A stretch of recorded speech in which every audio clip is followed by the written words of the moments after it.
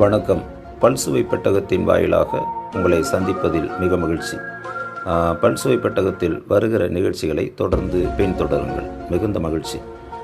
இன்று முள்ளம்பன்றி நமக்கெல்லாம் கேள்விப்பட்டிருப்போம், சிலர் பார்த்திருப்பார்கள். ஒரு அருமையான உயிரினம்.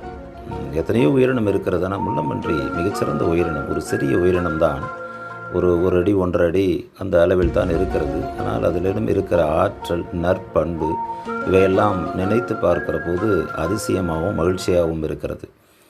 இயற்கை எவ்வளவு விஷயங்களை ஒவ்வொன்றுக்கும் தந்திருக்கிறது, ஆற்றலை தந்திருக்கிறதுன்னு நான் வியந்து பார்க்கிறேன். அந்த வகையில் முள்ளம்பன்றி என்பது அது முற்கள் நிரம்பிய ஒரு உயிரினம்.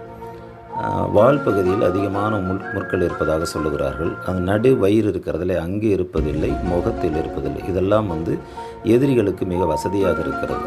புலி, சிங்கம், இந்த மாதிரி சிறுத்தை இவையெல்லாம் தாக்குகிற போது முகத்தையும் அந்த வயிற்றுப்பகுதியும் தாக்கவே முயற்சி செய்கிறது முள்ளம்பன்றியை. ஆனால் முள்ளம்பன்றி அவையெல்லாம் தாண்டி மிக பாதுகாப்பாக இருக்கிறது.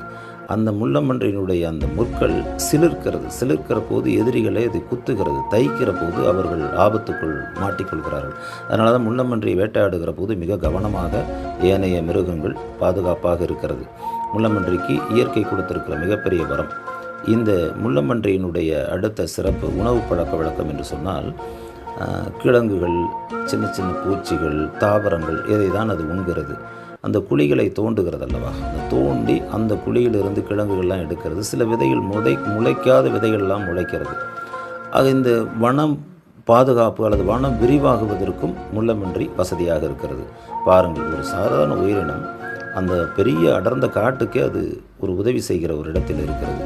ஆனால் நம்முடைய பகுதிக்கு தோட்டங்கள் அல்லது இந்த மாதிரி இடங்களில் அட்டகாசம் செய்தால் அது அழிவுக்கு வழிவகுத்து விடுகிறது. ஆனால் காடுகளில் அப்படி அல்ல, ஒன்றை ஒன்று சார்ந்து இருக்கிறது.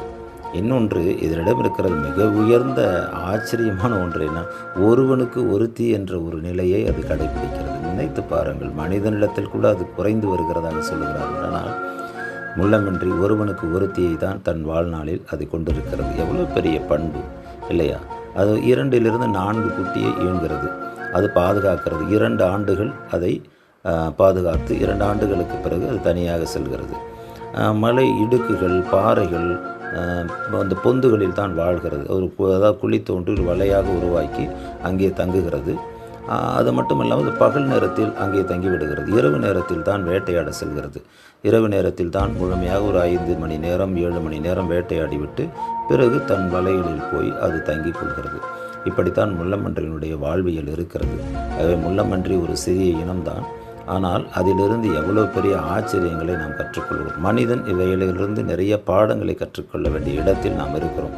முள்ளம்பன்றி என்று சாதாரணமாக கடந்து போக முடியுமா? நிச்சயமாக இல்லை. இவ்வளவு பண்புகளை உள்ளடக்கி இருக்கிறது தான் முள்ளம்பன்றி என்ற ஒரு சிறப்பான உயிரினம்.